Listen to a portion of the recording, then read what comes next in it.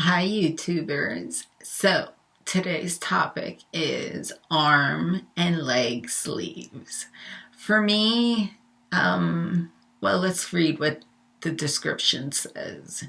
Play with involves binding the arms and legs of the submissive in an attempt to restrict mobility. Well, this is the kind of play I just think it should happen all the time. When you restrict your partner, you are in total control, and that's the best. So, one being that I love to be in control, of course, I'm going to tie you up. Now, using the arm and leg restraints are these wonderful products that you can buy online on the BDSM stores.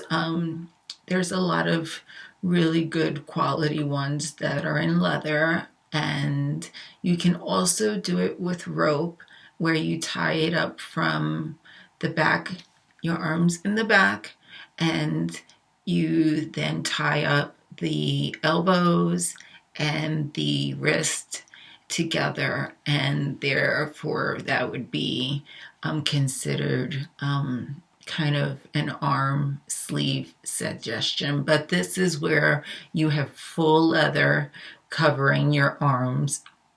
And I put a picture in my blog so you could see a little bit more about what I'm talking about. And also with the legs. So first, let's start off with the arm bars and the arm sleeves. So you would put these arm sleeves in, and they have strings, and you tighten them up, but you make sure you always put 2 fingers in. That's the 2-finger rule. And when you put your 2 fingers in, that gives you an idea that they can still have room to move around and be comfortable. Number 2, you're not cutting off the blood circulation. And number 3, they can stay in there longer. So you always want to do the 2-finger rule. And that goes with pretty much everything when it comes to the collar, the rope that you're tying up. Everything should be able to put 2 fingers in. If it has enough room, you know they're not choking.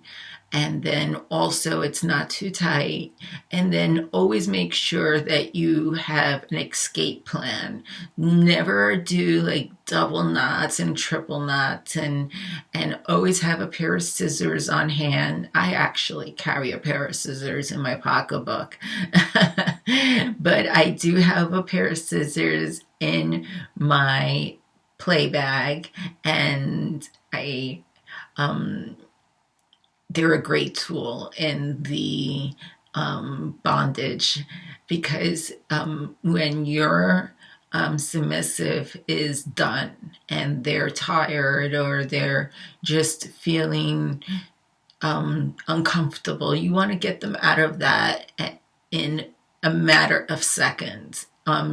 Not, oh, let me take my time and untie you. That's not acceptable. You have about I think a 5-second rule to be able to get your partner out of their bondage. So always remember that is really important to have that 5-second rule. And so for me, yes, I would use the arm sleeves and then have my slave be able to walk around, but they would only be able to serve me by using their mouth. So picking up items and licking my toes or anything else that I feel that needs to be taken care of, they can do that all with their mouth. So that shows that they're being totally submissive and subservient to me.